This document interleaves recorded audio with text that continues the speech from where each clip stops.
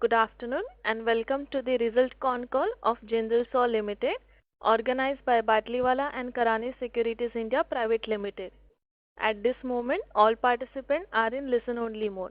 Later, we will conduct a question and answer session. At that time, if you have a question, please press star 1. Please note that this conference is recorded. I would now like to turn the conference over to Mr. Shailesh Raja. Thank you and over to you, sir. Yeah, thanks, Mayuri. Good evening to all. So, on behalf of B&K Securities, I would like to welcome you to the Jindal SAW 2Q FY22 earnings call. From the management side, we'll be hearing from Mr. Neeraj Kumar, Group CEO and Whole-Time Director, Mr. Vinay Gupta, President and Head Treasury, and Mr. Narendra Mantri, President, Head Commercials and CFO. So, without taking much time, I hand over the call to Mr. Neeraj Kumar for the initial remarks, and post which we'll open up for the Q&A. Over to you, sir.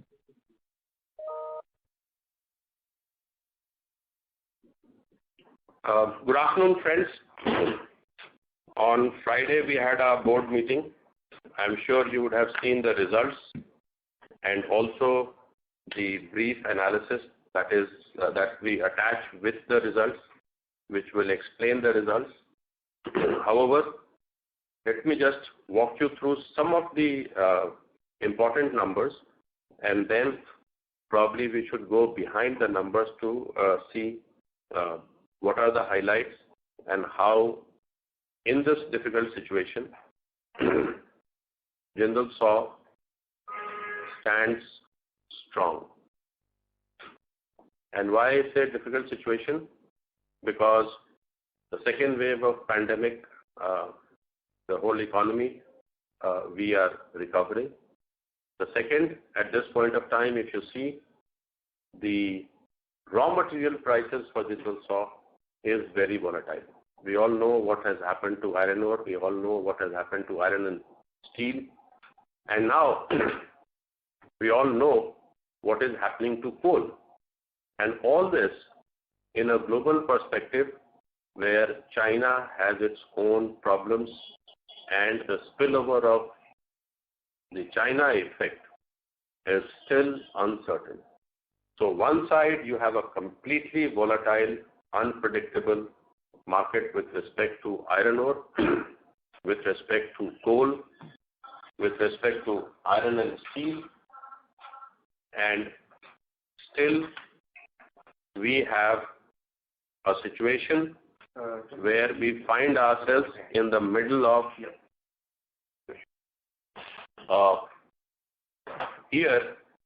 where there are green shoots, there are glimpses of hope, and most important, there is a strong confidence within our organization that we have sailed through many.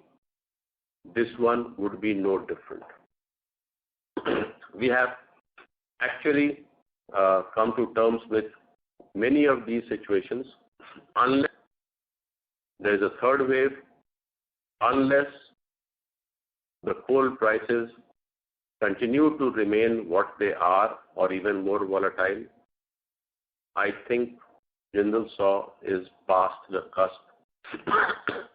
We should close the year well. You already have the first half results in front of you. This quarter, we had a top line of 2,571 crores, EBITDA of 380 crores, and PBT of 196 crores, as compared to a comparable quarter of 2,000 crores last year, 295 crores last year, and 112 crores last year, respectively. If you see, so this was the comparable quarter last year. If you look at the trailing quarter, we are marginally behind. Various factors. Q2, traditionally for Jindal SAW, because of the monsoon, etc., has always been a little subdued than Q1. And this coupled with the raw material prices. which also has shown that EBITDA as a percentage from a trailing quarter where it was 16% plus has come down to less than 15 marginally. But the same trend continues if you look at Q2 last year. So that's how broadly you should look at the result. In the given circumstances, I would request all of you to see the positivity, the trend, and the ability of Jindal SAW to go through such a troubled times in terms of pandemic and volatility on the raw material side. Let me turn my attention to some of the other aspects which I think are very important for us to understand the result in the perspective. At this point of time, the sector or the division of our entire business portfolio which has been hit the hardest is the HSAW. Primarily because A, increase in steel prices, B, the EPC contractors putting their projects on hold, the government trying to defer the contracts, because an HSAW market is typically a wafer thin margin market. It's like you take a raw material price conversion and that's how the pipes are sold. And therefore the HSAW market is the one which has been hit the hardest at this point of time. But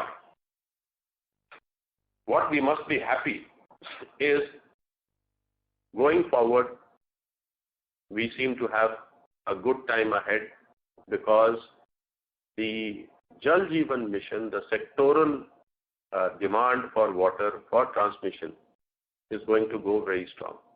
So the moment the steel prices stabilizes, the moment there is a calming, all this pent-up demand is going to come back. And therefore, HSAW market, which at this point of time does appear a little depressed, is a very, very small cyclical factor which is there.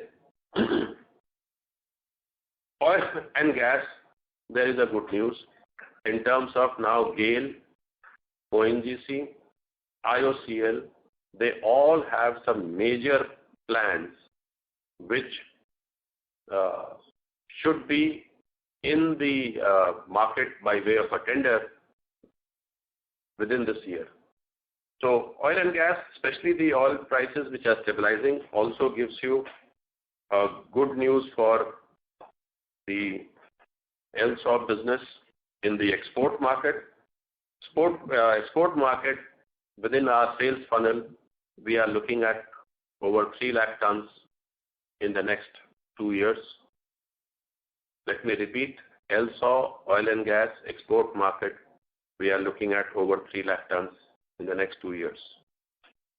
Likewise, LSAW in the domestic water sector, which is the slurry pipeline, also we see some demand, which is a new one, which is going to come. We are happy about it. Exports also is showing a promisable sign in terms of those slurry pipelines, etc. HSAW already I have said, water, domestic, huge pent-up demand. The moment the price stabilizes, you would see all coming back. And you all know, Jindal SAW is the best positioned among all its peers. Multiple locations, strategic locations, and capacity available, talent available.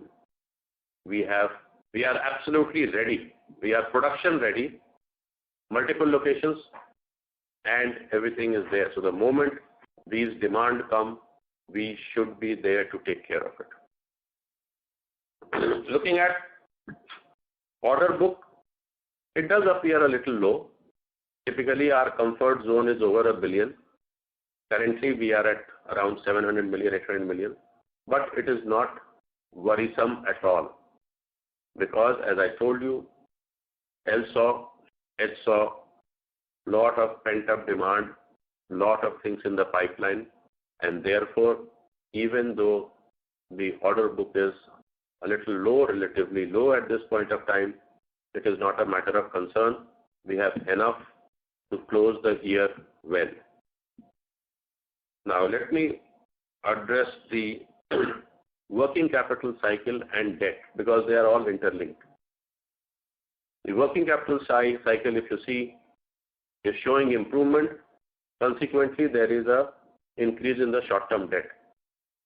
It is just that on the balance sheet date, there were some LCs which were paid, and therefore the creditors moved to the debt. So it's only a balance sheet kind of a reworking or regrouping item without any significant impact on the business, and therefore none of you investors should get concerned about it. Hopeful, we are confident that the investors would see the value. One thing that we still do not have is a deep-pocketed, strong institutional investor, and I am sure we would catch the attention of the relevant people, and it would reflect on our market cap the value that we are creating. But as a management, we are committed to creating very strong, fundamentally strong company which does good business, maintains very high degree of governance, and creates value for shareholders. And we hope that the market would realize this soon. That let me end and take up questions. Certainly. Ladies and gentlemen, we will now begin the question and answer session.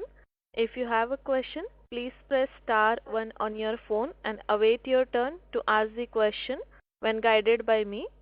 If your question has been answered before your turn and you wish to withdraw your request, you may do so by pressing star 1 again. We have first question from the line of Mr. Saket Kapoor from Kapoor Company. Please go ahead. Yeah, namaskar sir, and thank you for the opportunity. Thank you for the detailed explanation, sir. And sir, firstly, if we look on a Q-on-Q number on a consolidated basis, the numbers are on the lower side, and also, sir, the standalone numbers, our profit is 196 crore, whereas on the console it is 179 crore. So what led to the reduction in the profitability on a consolidated level, sir?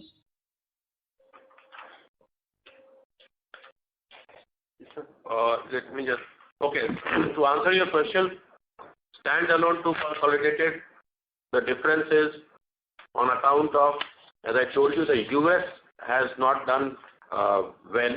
It is now picking up, and B, Abu Dhabi, there was a slight glitch because the pig iron prices were up.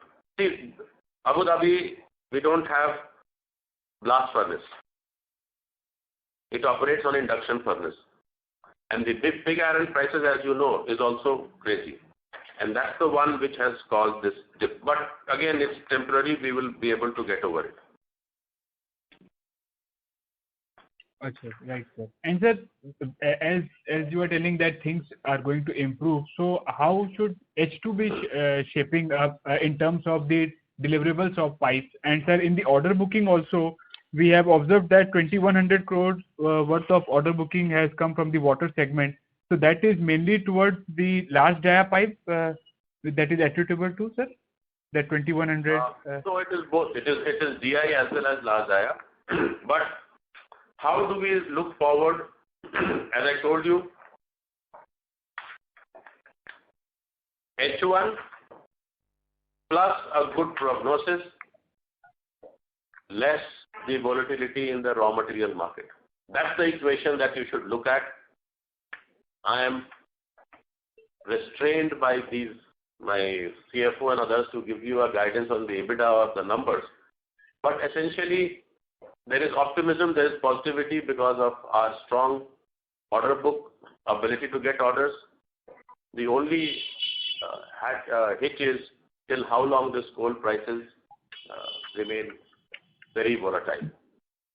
And therefore, I am confident of getting a very, very good result next year for sure. And this year also the trend should be improving. Right, sir. Okay, sir, I'll come in the queue. Thank you. Thank you, Mr. Kapoor. Ladies and gentlemen, if you wish to ask any more questions, please press star 1 and get in the queue. We have next question from the line of Ms. Pratiksha Gadkari from Equitas Investment. Please go ahead. Thanks for the opportunity, sir. So my first question is for the subsidiary, the Abu Dhabi subsidiary. What is the volume outlook? Like last H2, we had a very good period. So do we expect to do similar this year? Yes. Last year we crossed 2 lakh tons, and this year we will beat that for sure. Okay. And profitability, like you said that the pig iron prices have gone up, but do we feel that the worst is over, or we might have some issues for some more period, like say 1 more quarter? See, we have tried to secure ourselves by procuring pig iron looking forward. So to that extent, we have secured ourselves in Abu Dhabi on pig iron, in India on coal, but these are all based on assumptions that the prices continue to now remain stable or start really coming to a realistic level. But as I said, China factor is really now causing a lot of uncertainty and a lot of concern. So assume that the China continues to behave in a different fashion, and if the prices continue to be very volatile, then whatever hedging that we have put in the system for pig iron in Abu Dhabi and coal in India may have, the impact of that, the positive impact of that may get limited. Okay. At this point of time, the China factor is really creating a lot of uncertainty, but where we are drawing hope from that fundamentally and in reality, Chinese economy is really in trouble. So how much they can sustain and how much they can window dress is now anybody's guess. Because otherwise, China economy is becoming unsustainable for themselves. And that's why, but we all know what China is. It's a completely opaque. So that gives us hope that this may not continue for very long, and soon we should be back on doing good business globally. Understandable. So my next question is on seamless front. So what would be the execution period of our current order book? And secondly, do we expect the realization to sustain the realization that we have so far?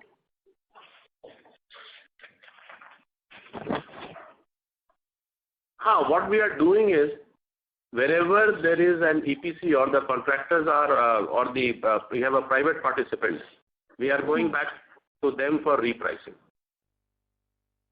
So therefore, the NSR we are able to maintain, and at this point of time, at least in the seamless segment, there is not much worry of the execution. We are maintaining a very healthy now balance between the order book as well as our execution capabilities. Okay. So what would be the execution period for the order book right now? Per month, we are doing in the seamless in the vicinity of say about 15 to 18,000, depending on the sizes and the changeovers. This would include stainless as well? No, I'm talking about seamless. Seamless. And for stainless steel? Stainless steel on an annual basis, now we should be able to do 20 more. If you take the welded as well as tubes, non-welded. Okay. That's the 20,000 tons. Right. Yeah. Okay. And we are able to, when you say we have been able to reprice, we are basically able to pass on the stainless steel prices on actual basis. Yes. We go for repricing. Exactly. Whenever we go for repricing, see, government contracts are more or less fixed price contracts, so we have to absorb whatever is the up and the down. But in the private sector, whenever the clients are private sector guys, EPC guys and the others, there is a possibility to revisit them, because then it works both ways. When there is a, we request them for a pass it on. When there's a decrease, then they request us for a, so it's like it works both ways. Understood. And sir, what would be the execution period for our saw pipes right now? Saw pipe, this year we could go to, अभी अगर आप देखो तो LSAW में हम हैं around 45, 35, 80,000. That 80,000 should maybe go to 1,20,000, and SSAW is about over 1,00,000 or close to 1,00,000. We should go beyond 2 to 2.25 lakhs. Now, broadly, we see good business ahead, healthy business ahead, and assuming no pandemic third wave or severe third wave, and some stabilization on the raw material prices, we expect the next 2 years to be very good for us in our existing business. That suffices to say that DI business continues to have a very, very strong momentum and continues to have a very strong demand. Let me address now some of the very important aspects which are more forward-looking. First, you must have seen the announcement that Sathavahana has made and we have made. Through a public notice, a selection by experts approved by the NCLT based on the recommendation of RP, Jindal SAW has been selected as an agency which will carry out the repair and maintenance of the Sathavahana facility to put them back to work. This is a 260 odd crores contract which A, gives us an insight, ability to put this capacity, save this capacity from extinction. It's a very strategic location in South India. So it gives us an ability to do all of those for the industry, which is the DI industry. Second, as the whole process goes through the NCLT, I'm sure there would be a beauty parade, because there is a expression of interest which was already out. I am told we are few of them, and when I say few of them, we include ourselves. So, it also gives us a chance to participate in the beauty parade conducted by NCLT through their RP very seriously.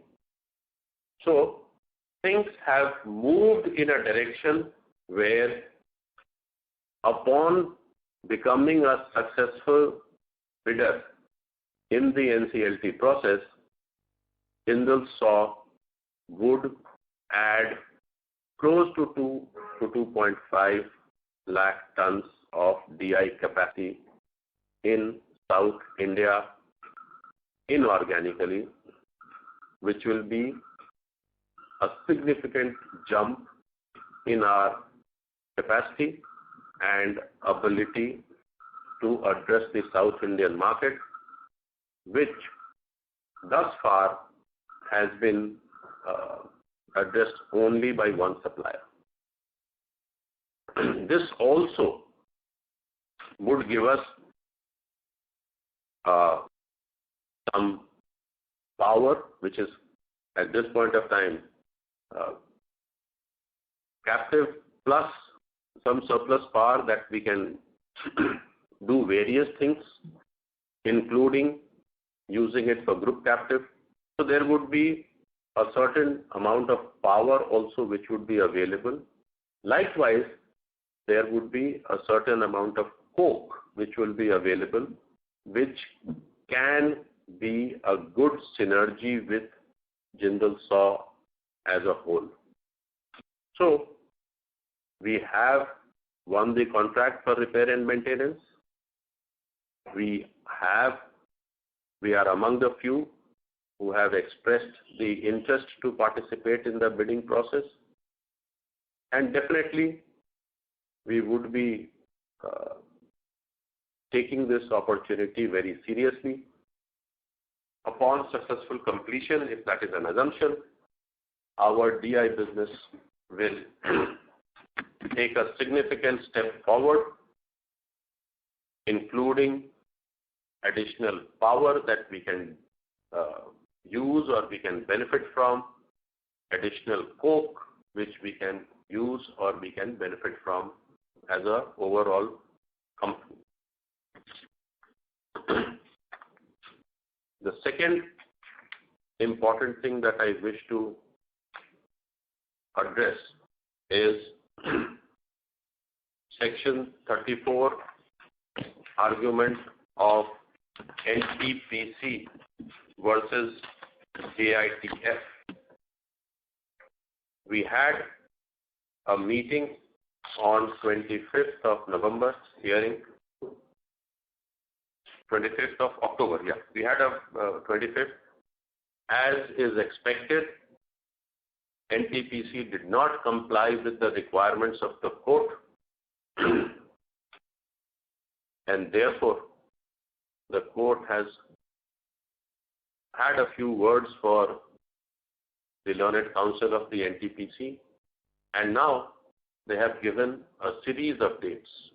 They said, okay, now we will begin to hear this on a day-to-day basis.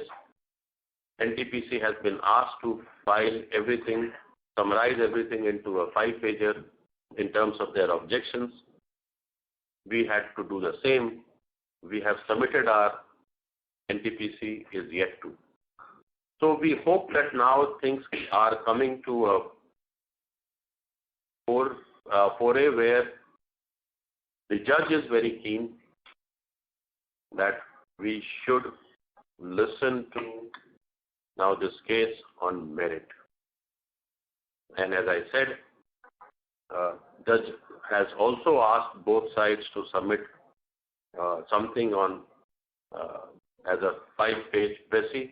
We have submitted ours. NTPC has not even submitted as yet. We hope that this time they would comply with the court suggestions, the court requirements, and we will progress this case as quickly as possible. The third aspect that I would like to cover is the stainless business of ours has stabilized. In terms of market, the whole market now knows that Jindal has a very strong, probably among the few, extrusion facility in stainless steel, which puts us in a different field. So now there is a market awareness. We have done some very good deals. There is a stability in production. We are adding a few balancing equipments in that area, and we would very soon be adding to the strength of carbon steel, alloy steel business along with stainless steel business. Also, all of you are aware, we have a license from Hunting for premium connections. I'm happy to let all of you know that at this point of time, we are in active discussion for a possible joint venture with Hunting, which again will put us into a very different league when it comes to this business. when it comes to addressing the OCTG, when it comes to addressing the high value add, chromium, etc. business. So we stay focused on our business, move towards value add, stay strong in a difficult scenario, and the overhang of NTPC likely to end soon. We are hopeful that in these difficult situations, Jindal SAW performance would be very strong over the next 12 to 18 to 24 months. One thing which remains our concern is our market cap. It has seen some movement, but still it's far from what our expectation is. Even if you take any parameters, it is far. This remains our concern, but we are. So this order book, how long it will take to consume is actually not the way to look at it, because this is like a, it's like a tub. So there is a continuous filling and there is a continuous drain, and everything is fungible. So we are expecting to close the year end on a HSAW of 2,25,000 total and LSAW of 1,20,000 total. So that would make you 3.5 to 4 lakhs of large dia business, which typically we are happy when we do more than 5.5. So that is, as I told you, one area of concern in terms of tonnage. But it's more than compensated by what we are doing on the pellet side. So here there is a concern, or there is a matter of that you will see a dip. But as Jindal SAW, we continue to stay stable, because that would be more than compensated by what we have done in pellet. Okay. So, sir, on pellet front, I think we are seeing that the realizations have moderated a bit, and for H1 at least, pellets have substantially supported our margins. So how do I look at one pellet segment performance for the H2, and do we see a material impact on margins going ahead thanks to pellet prices? Pellet prices have stabilized, has come down a little bit, and we hope that it will stabilize. Even if it comes down, it will come down marginally. But what you need to understand that what we lost in large dia, we gained in pellet. Now, if we lose anything on the pellet side, we will gain in the large diameter pipes, because there is enough pent-up demand and there is enough capacity. So therefore, as a organization, there is a automatic balancing which is available, and that is where we will take advantage. See, Jindal SAW has got a few things. A, the business model is such that there is automatic balancing.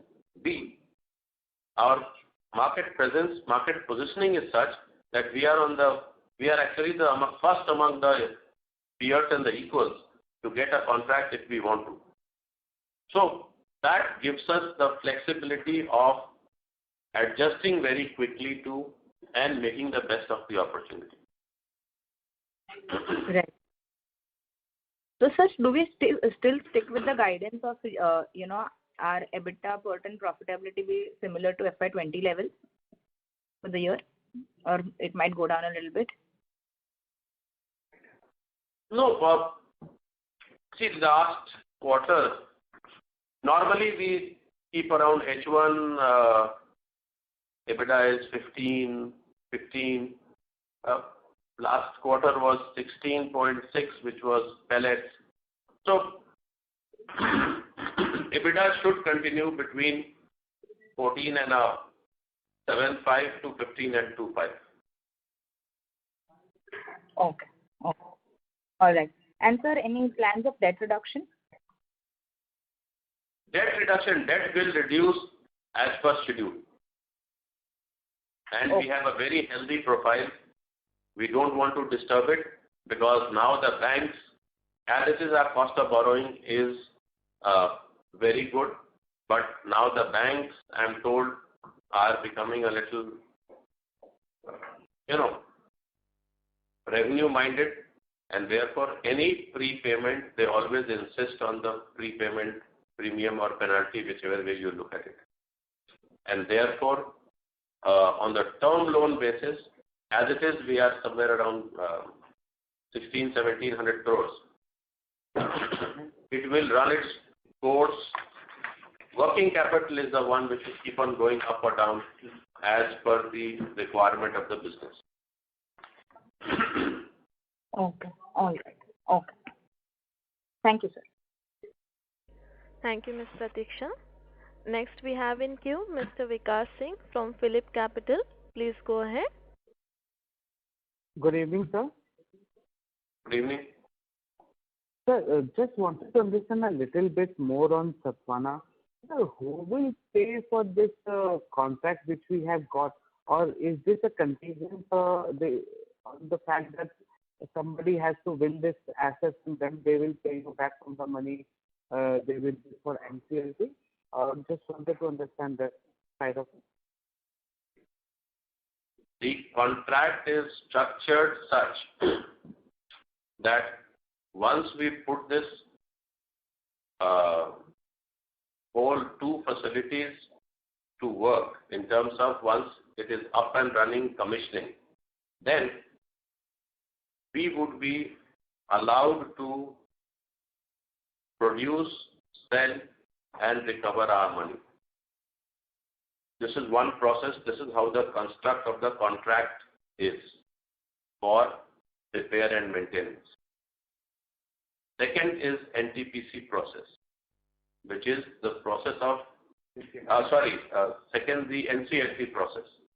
So that process is where the RP along with NCLT would be wanting to select a possible owner. Depending on the result, who the possible owner is, they may want to deal with the repair and maintenance agent which has been duly appointed in a manner which is like business-like. So therefore, both will run parallel. The result would depend on who the successful bidder comes out to be after the NCLT process and how that discussion happens between the successful bidder who is the owner and the repair and maintenance agent, which currently is Jindal SAW. Understood, sir. So, sir, is that a way to just a follow-up on this? So, any IRR which we would be looking, and is it safe to assume that until and unless we would cover our full money, this asset can't be transferred to somebody else? No. See, as per the NCLT, this becomes it makes Jindal SAW the work that they do, the contract that they have, they become a secured creditor in a manner of speaking. So they have to be dealt with by the successful bidder for the ownership.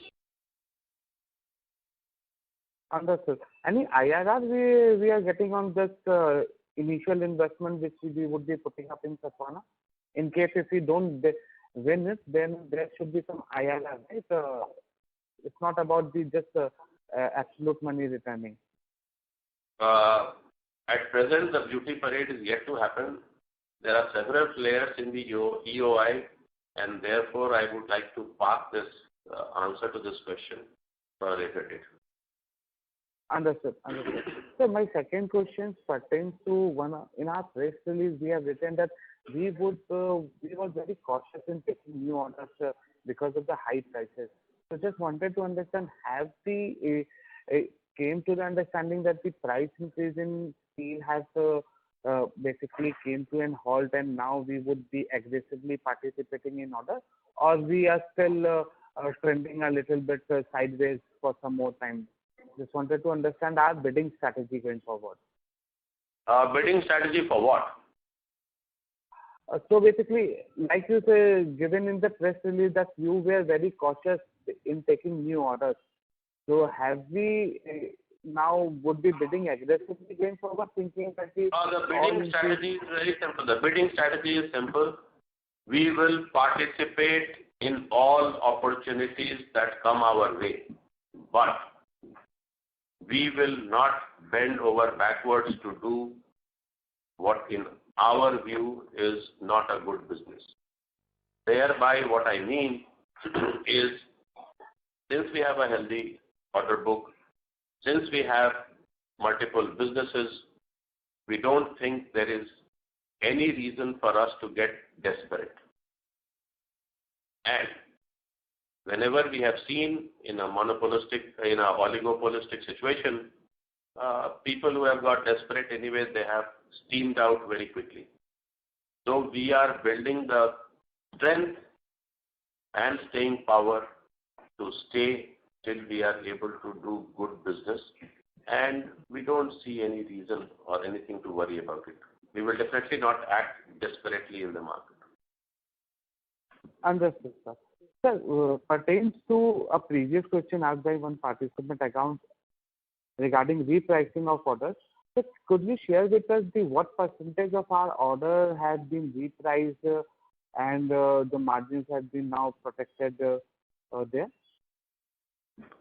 In DI, we have covered more than 50% because whatever is the government, as I told you, once it's a fixed price contract, it's very difficult to renegotiate because government will not renegotiate with you. But most of the EPC in DI, in large dia, we have been able to renegotiate and get some compensation additional. Understand, sir. Sir, just one last question regarding our ESOP pipe outlook. You said that these things are, you expect things to improve, but at the same time, the steel prices remains on a higher level. So just wanted your thought process that what are is that the EPC contractors have came to you that they have taken this new steel prices as a new normal and they want to go ahead with the project? Or what is the change which is basically would drive the demand in the second half of the See, there is always a pent-up demand. As I told you, GAIL, IOCL, oil and gas sector is likely to move ahead irrespective, which is essentially GAIL, ONGC, IOCL and all of those, because there the stakes are too high, and therefore those tenders which are in the pipeline will move irrespective, is what our assessment is. For the water sector, there is a huge pent-up demand, but that is where both the EPC contractors as well as the irrigation and PHED and other departments of all the states have held back certain tenders and certain contracts, which the moment the raw material prices get to stabilize, we believe will come in the market very soon. So the water sector would be dependent on the raw material prices.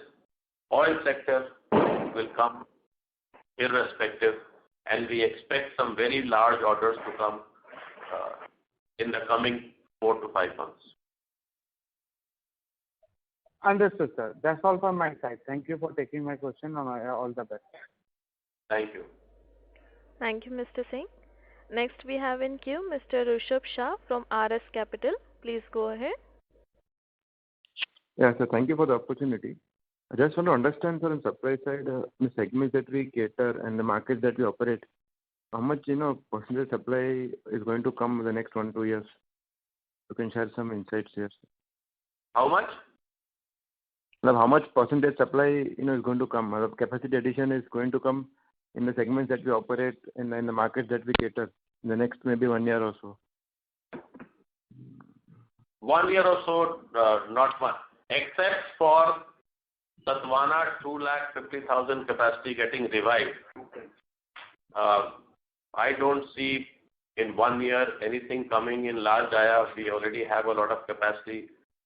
Seamless, ISMT is going through again a possible transition or a M&A. The others are there. Stainless again, whatever had to be added has been added.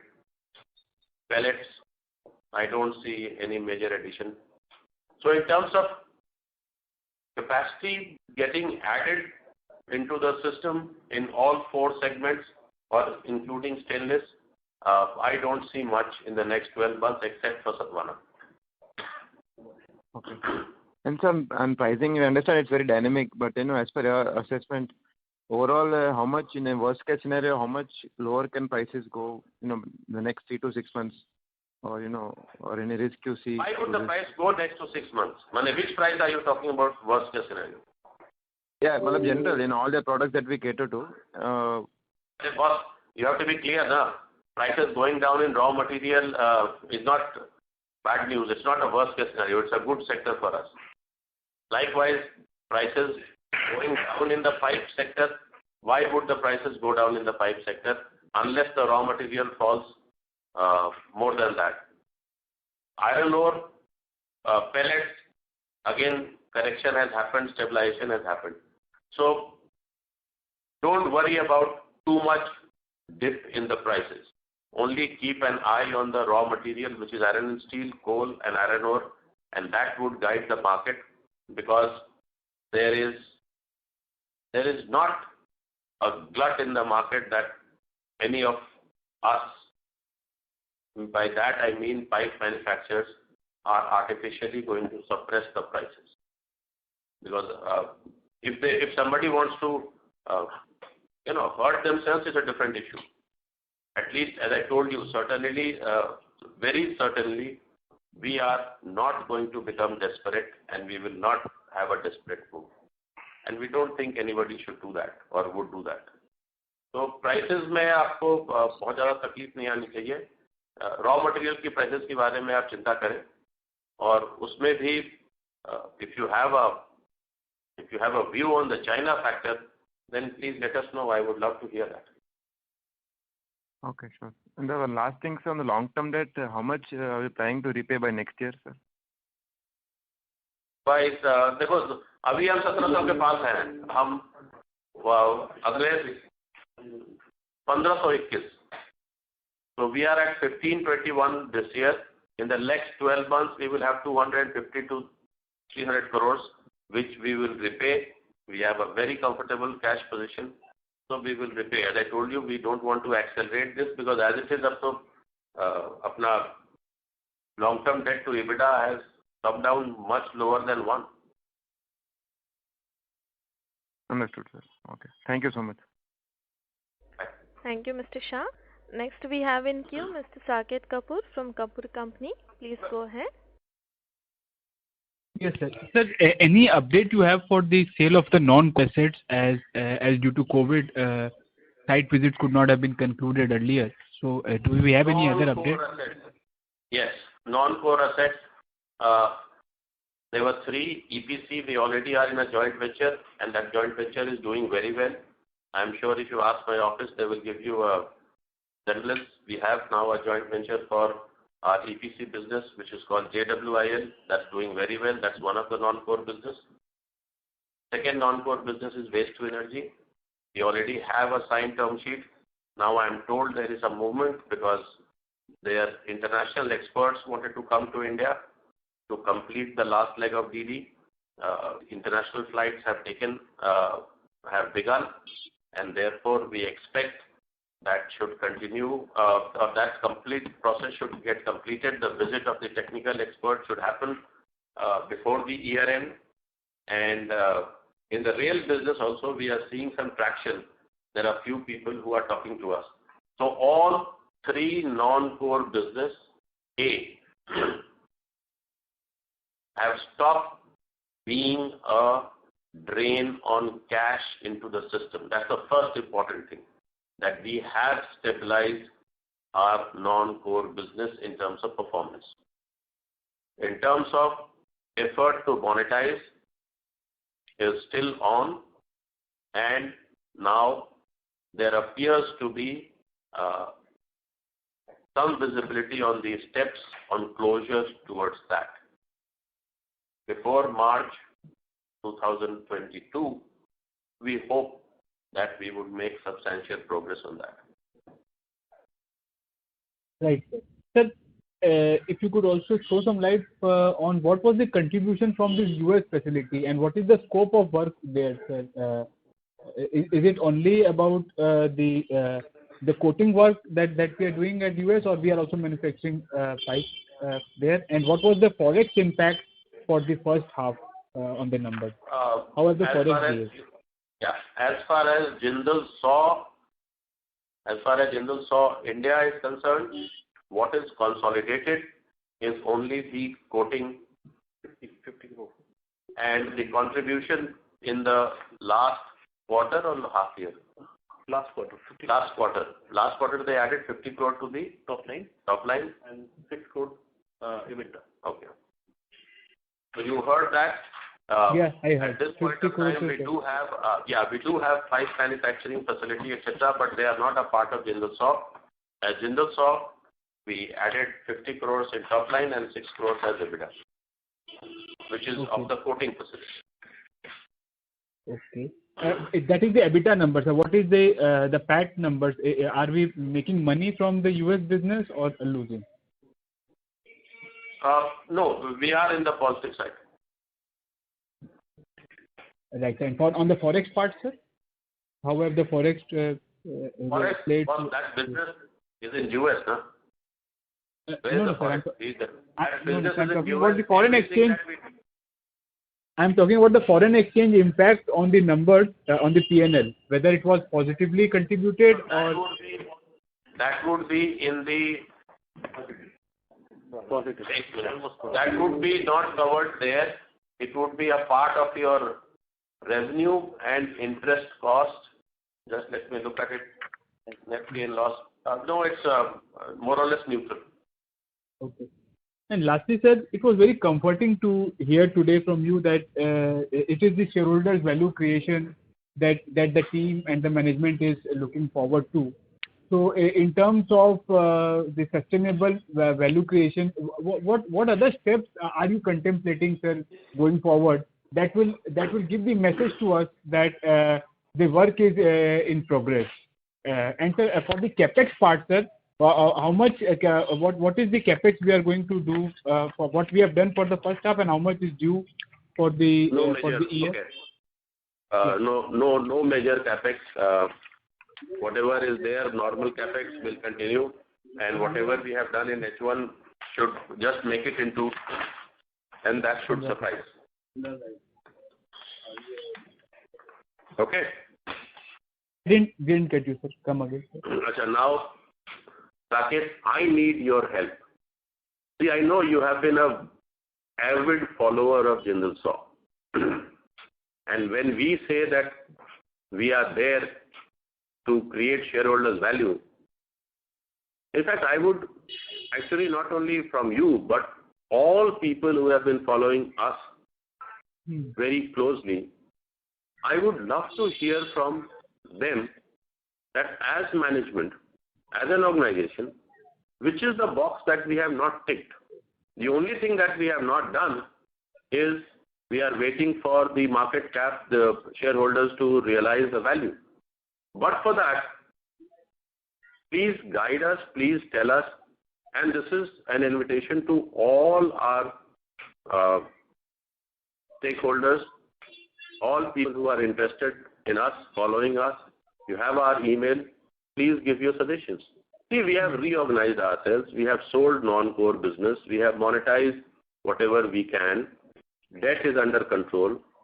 EBITDA is under control. Business model is one of the most robust.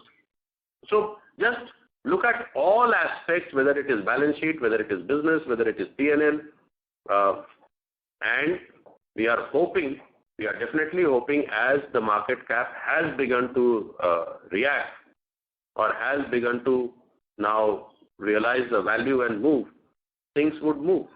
So to that extent, Saket, I would really want all of you to give us some guidance that except for the market cap, where is the issue that I don't see we have left anything. So with your permission, I will just put forward a very small point and give it my chance to the next speaker. So firstly, we should look forward for a dividend distribution policy depending upon the cash flow. that the company has been posting on a consistent basis, there should be that dividend distribution should be commensurate. The stock is trading at a discount to the book value on a consistent basis for over a large period of time. So the management should look forward in terms of buyback or other ways by which this gap between the book value and the market value narrows down. And sir, it depends also on your consultant and the team that works accordingly to create to bridge this gap. There is a gap that is very much visible to everyone.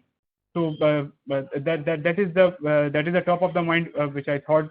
Firstly, there should be a consistent. I will ask my office to be in touch with you. Our treasury team would be in touch with you, and all the people who are listening to this.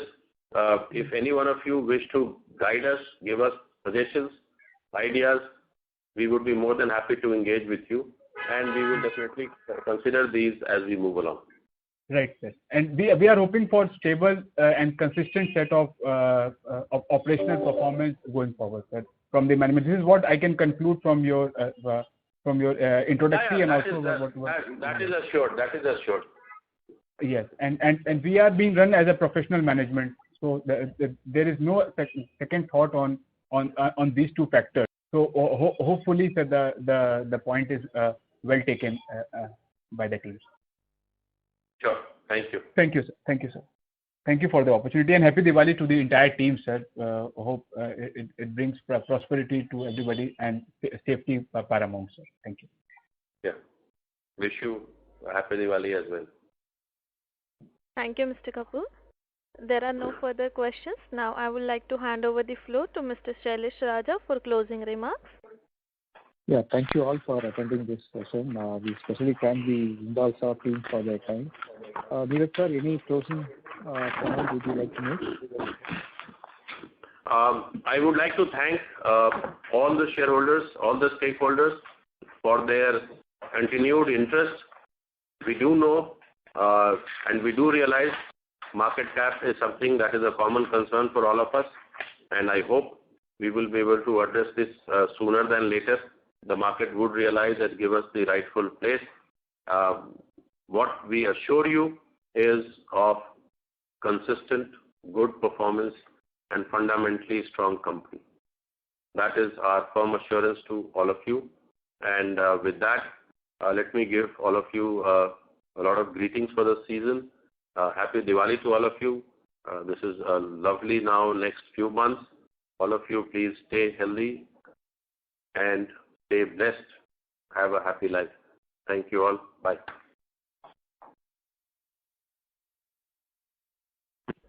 Thank you, ladies and gentlemen. This concludes your conference call for today. We thank you for your participation and for using iJunction conference service. You may disconnect your lines now and have a pleasant evening ahead. Thank you.